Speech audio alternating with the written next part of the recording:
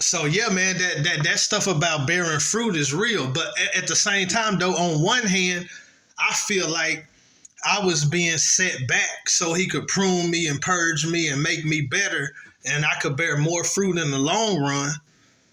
I feel like that. But on the other end, I also feel like I was getting choked by what I like to do. You know what I'm saying? I feel like I was getting choked. Um, I didn't really say getting choked. I just feel like I was lazy, and when I wasn't applying myself to the spiritual work, then that give room for other stuff to come in. You know what I mean?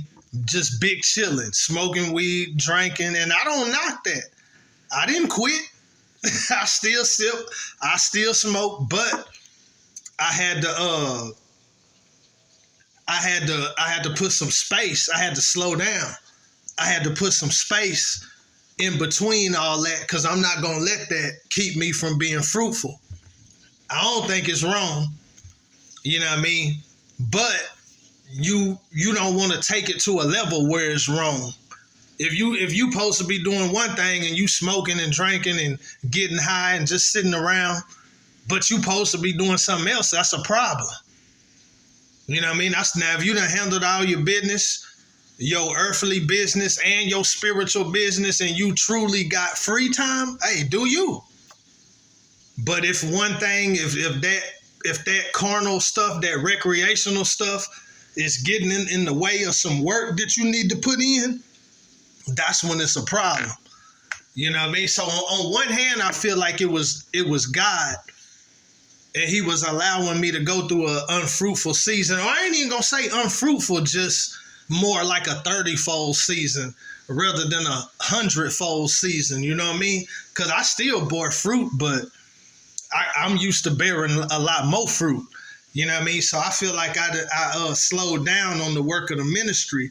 On one hand, I feel like it was God pruning me, purging me, setting me back for a season.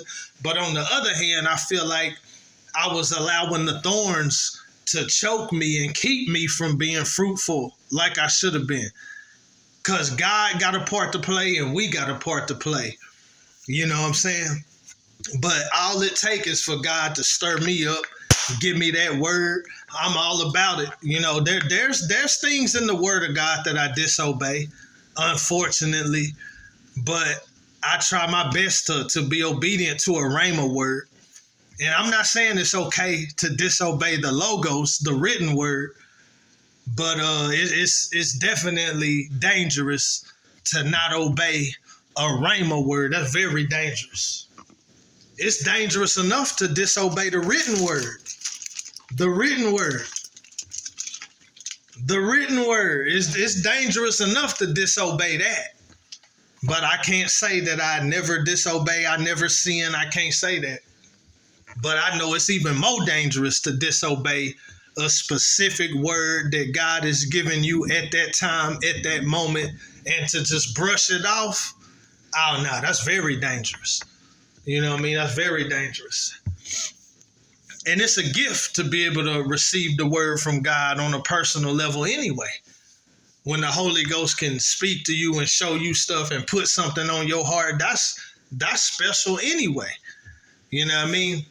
But I feel like I was allowing myself to be choked out and not be fruitful like I should be. You know what I mean? It said, give me the one in Luke. Give me Luke 8.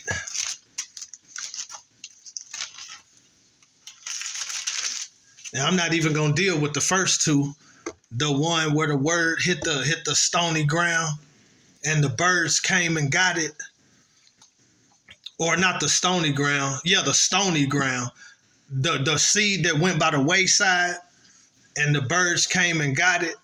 And then the seed that went into the shallow ground, it didn't have no root, it didn't have no moisture, and it lasted for a while, sprung up quick, and then withered away.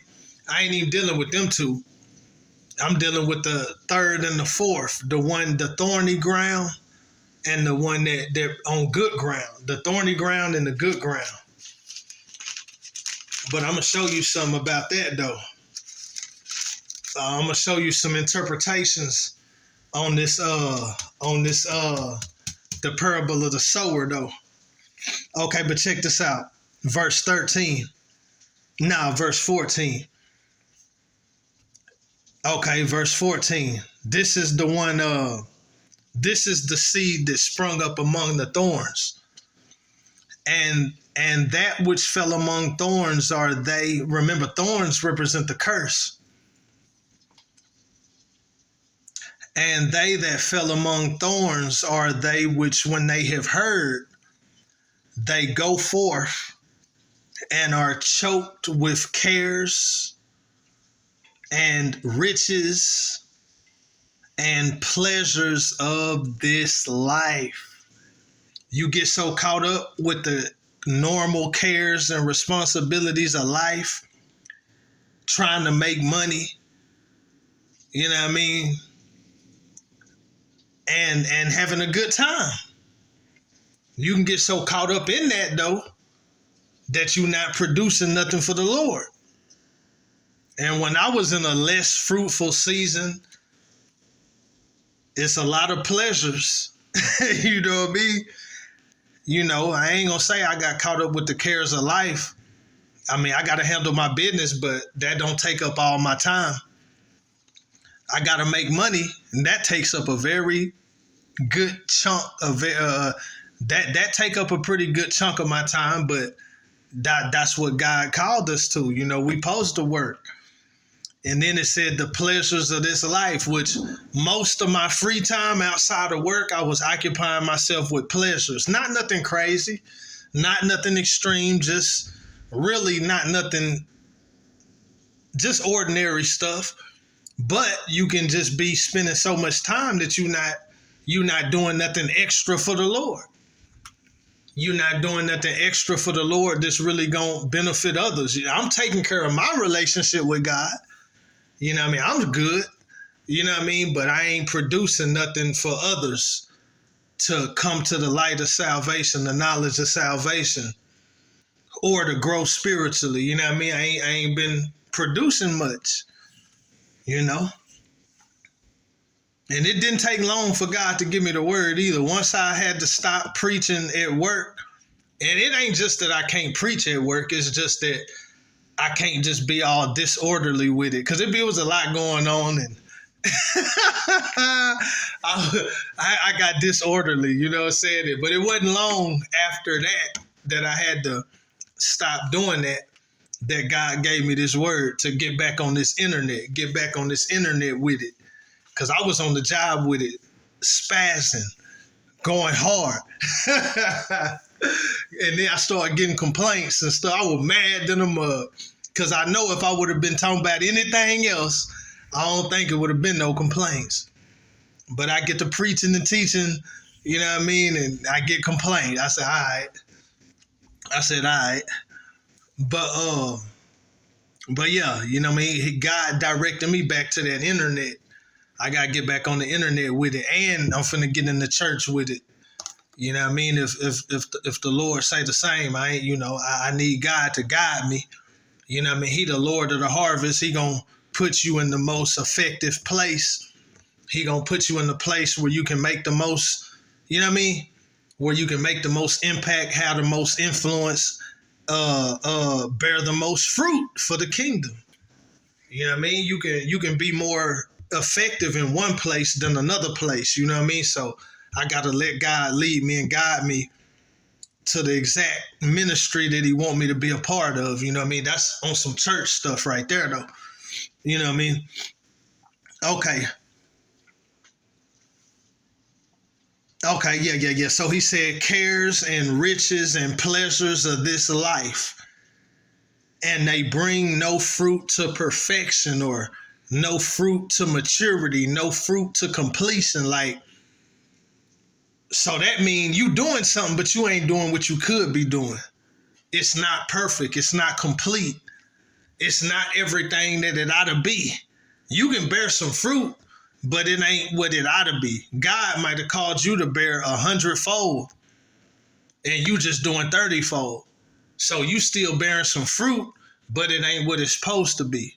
It's not to perfection. Now, if God called you to bear fruit 30-fold and you bear 30-fold, then you good. But if God called you to bear 60-fold and you only bearing 20, 30-fold, then that's not perfection. That's not completion. You know what I mean? If God called you to bear 100-fold and you bearing 50 and 70-fold, that's something, but it's not perfection. It's not completion. It's not mature. It's not what it's supposed to be.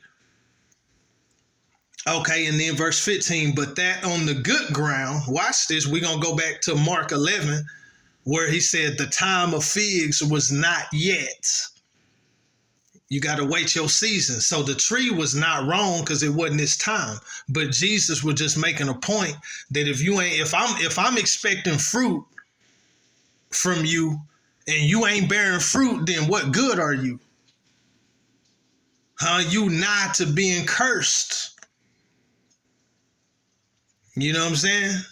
You can mess around and get cursed, cut, chopped down, thrown in the fire.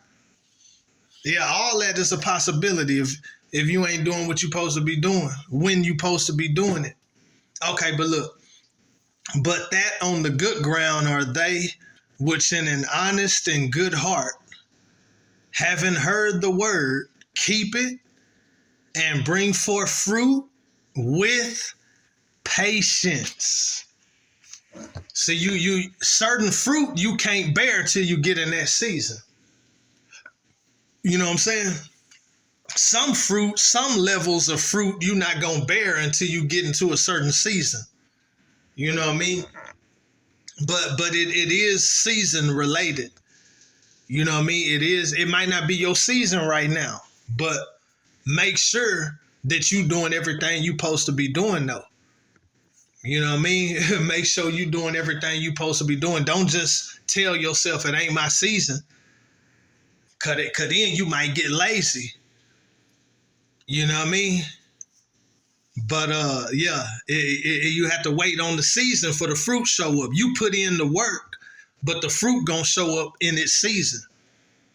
You know what I mean? The fruit ain't gonna pop up overnight. You gotta abide in him. See, you just gotta keep abiding in him. You might not be bearing the fruit that you want to bear, but it might not be your season. You just gotta make sure you keep abiding in him. And if you continue to abide in him, then you're going to produce the fruit and you're going to bear the fruit that you're supposed to bear in your season. But see, you just got to abide in him. And see, it said people get choked with cares, riches, and pleasures of this life. And if you're not careful, that stuff can keep you from abiding in him. You got to handle your cares and responsibilities. You got to make your money, and you can indulge in pleasures to an extent, just in moderation, and you can still abide in him. But if you go overboard with either one of them things, chasing money, chasing wealth, you go overboard, out of balance with it. You get out of balance with the responsibilities and duties of life. You done let yourself get overloaded. Or you get too caught up in pleasures and trying to have a good time and whatever. You get so caught up in that, you overdoing it. See, now it's going to affect you abiding in him. You not abiding in him like you should when you start getting overly caught up in the other stuff. And then when you're not abiding in him right, that's when you ain't bearing no fruit. But you can do all that on the right level, and you can still abide in him and still bear fruit. But he got to be first. You can't serve two masters. You can't put nothing above God in your heart. And here goes something tricky too. A lot of scriptures like that, I'm going to break something down to you though. It's a scripture say, I think Matthew 6. You can't serve two masters. And he talking about God and material things and money. You can't serve God and material things and money. That's what got Balaam chopped down. Because he put the money and the materialism and the fame and promotion from a man that was in a prominent position. He say, I'm gonna promote you unto honor. I'm gonna do this and that for you. And he was more concerned with that than God. And God said, your way is perverse before me. And God the one told him to go. But his heart just wasn't right. He was so caught up in the material things and what this man gonna do for him. And he was more caught up in that than God. And God got mad. God was disgusted with him. You know what I mean? God was disgusted with him. I was finna say something else.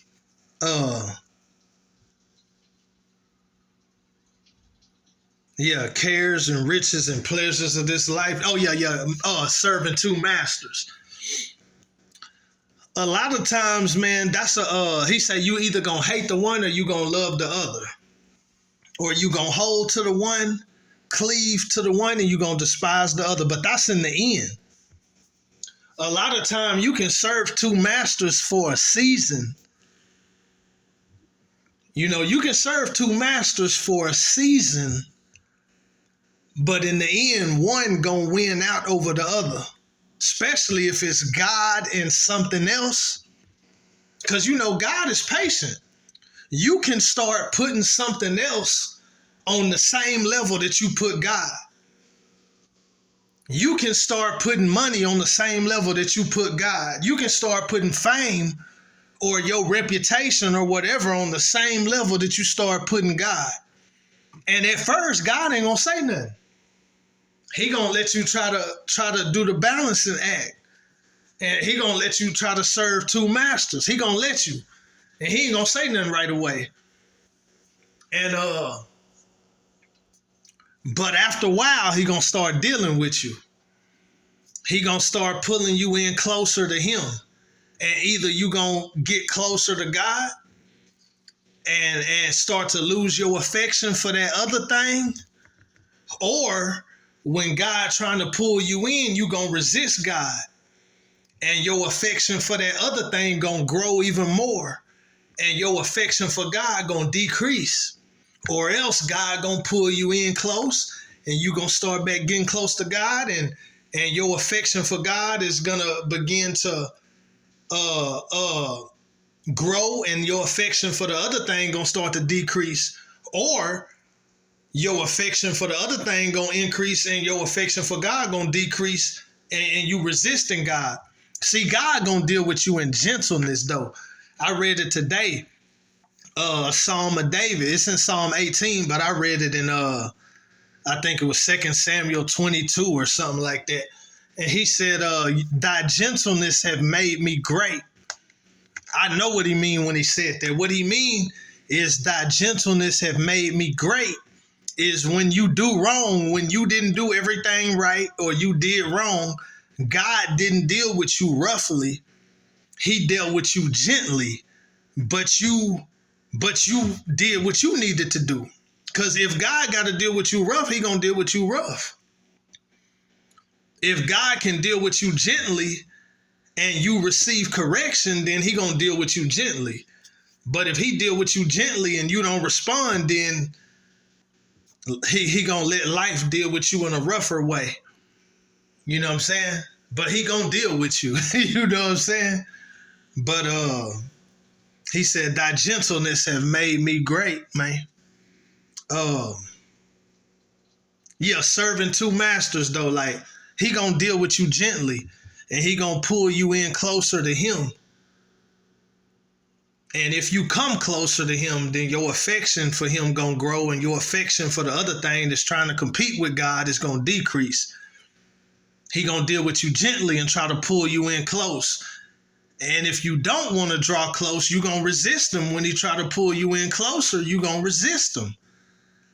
And if you resist him, then your affection for the other thing gonna increase even more, and your affection for God gonna decrease. So what I'm saying is, you can kind of serve two masters for a while, but as time go on, one is gonna show itself to be above the other. You gonna start leaning more towards one than the other. Because stuff don't never stay the same. It's always spiritual forces and powers at work. You know what I mean? That's why people with addictions, it grows. It don't just stay where it's at. It grows. You know what I mean? Yeah, man, I'm finna get into the current events. I'm about through, man. I had a whole lot of stuff, but I just flowed, though. I didn't really, you know what I mean? I ain't really rock with the notes too much. I just wanted to flow with it. You know what I mean? This how God gave it to me, though. Yeah, I had a whole lot of notes, man. I had a point that said fruit is a sign of blessing and health. But that's a lot of that is natural fruit, but that's natural fruit and spiritual fruit. You ain't in a position to bear no whole lot of fruit spiritually if you're not spiritually healthy. You know what I mean? So when you bear fruit, and then even natural fruit, the Bible say children are a blessing from the Lord.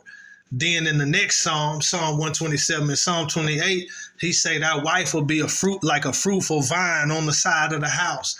You know what I mean? Fruit and fruitfulness is a sign of blessing in the natural and in the spiritual. It's a sign of blessing and health. You know what I mean?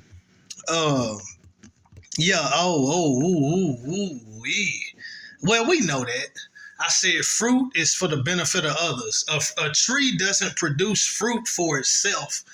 It produces fruit for others. If you want to look at the natural, a tree produces fruit for the animals, for human beings, for the animals.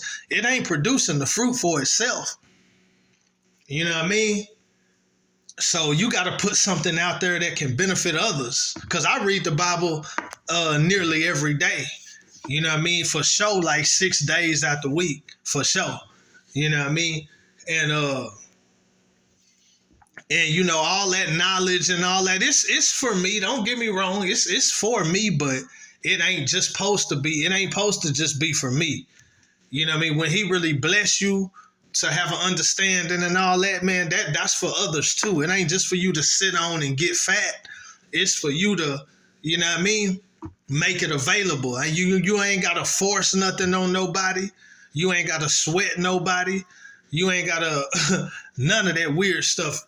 You know what I mean? You just make it available. That's what a tree do. A tree just, a couple apples start popping out on the tree. The tree ain't, hey, look at my fruit. Come taste my fruit. Nah, the tree ain't doing all that. The tree just, couple apples here and the tree chilling.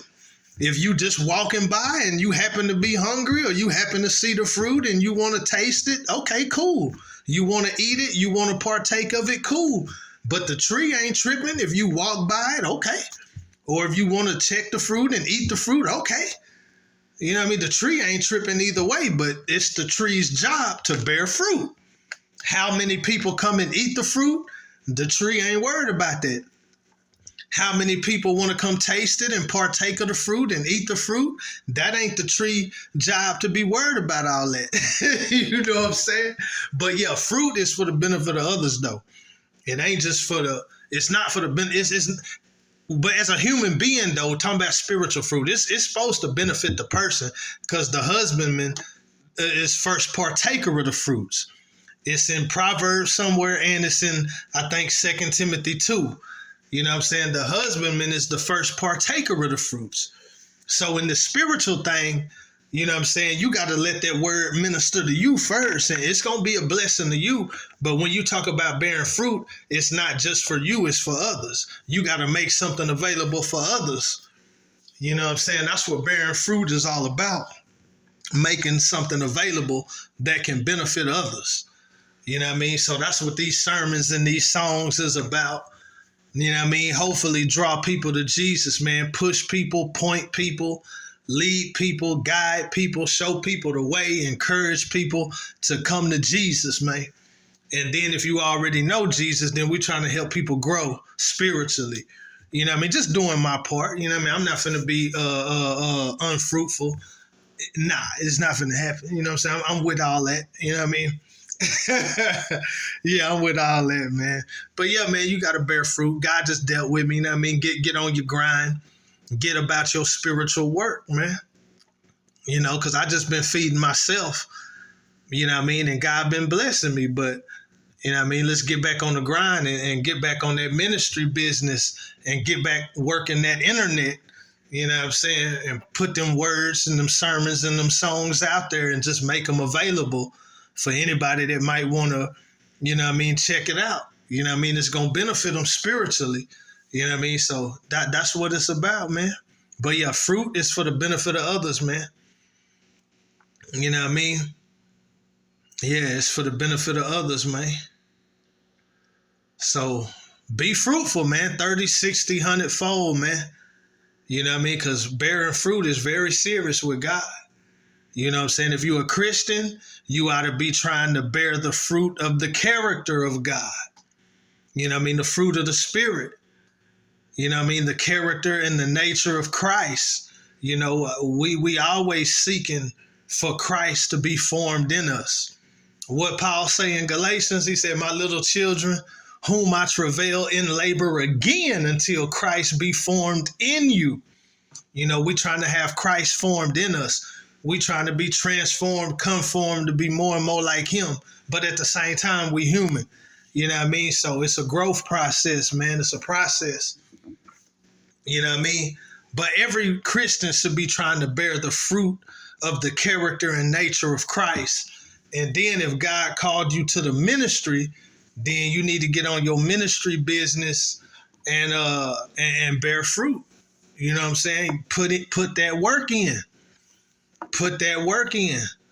You know what I mean? However capacity God, you know what I mean, made available to you. You know what I'm saying? Put that work in. Don't be lazy. Don't be slothful. You know what I mean? Get busy, man.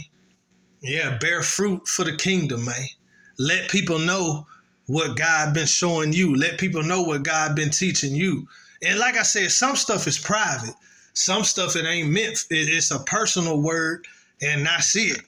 And sometimes it's a word it's for you, but it's also for others. And that's what I felt about this. You know what I mean? Talking about bearing fruit, though, man. It's been a while. 2023 in full effect. You know what I mean? And it's not the will of God for us to be barren or unfruitful. You know what I mean? It's the will of God for us to produce. That's the meaning of the word fruitful, productive. Producing the nature and character and strength and wisdom and love of Christ in my life. And then producing words and messages, songs and sermons, you know what I mean, that come from the heart of God, that's going to point people to God, that's going to lift up, exalt, and glorify God. You know what I mean? Be fruitful, though, man. Whatever you're supposed to be doing, get on it. You know what I mean? Get on it. Whatever you're supposed to be doing, get on it. That's what I'm going to tell people, man. Whatever you're supposed to be doing, get on it. Be fruitful. Be productive. You know what I mean? At the end of the day, you're going to have something to show for it. You know what I mean? And yeah, do what you're supposed to be doing, man. You know, God is very gracious, very merciful. You know what I mean? But, you know, do what he tell you to do, man. John 2:5, man. Whatever he tell you to do it. Do it with all thy might. Whatever thy hands find to do it with thy might.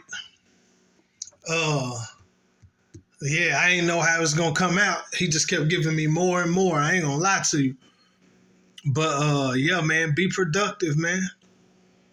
Be productive. Whatever you called to do, whatever you know you called and equipped and ordained and anointed to do, be found doing it. Don't get caught up in life to where you push God to the back burner, or you push something that God called you to do to the back burner. Don't do that. Don't get so caught up in nothing that's going on in life that you put God, or you put the work that God called you to do to the back burner. But at the same time, to go through a rest season, or a off season, or a rest season, or a less fruitful season, that's not so bad. But when he called you back into the game, get back in the game, though. Cause it ain't no harm in taking a little rest. Ain't no harm in taking a rest.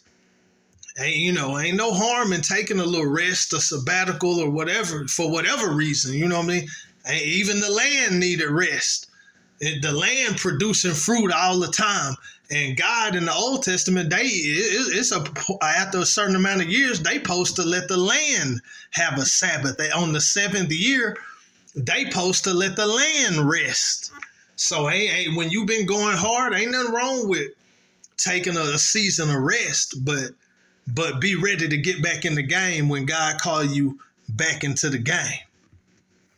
Cause that ain't nothing but that pruning and that purging, and that ain't nothing but a little minor setback for a major comeback. You know what I'm saying? Ain't nothing wrong with a little season of rest, but don't get stuck in a season of rest. Be ready to get busy again when God call you. You know what I mean? And that's it on that, man. Bear fruit though, man. Being fruitful, man. Yeah.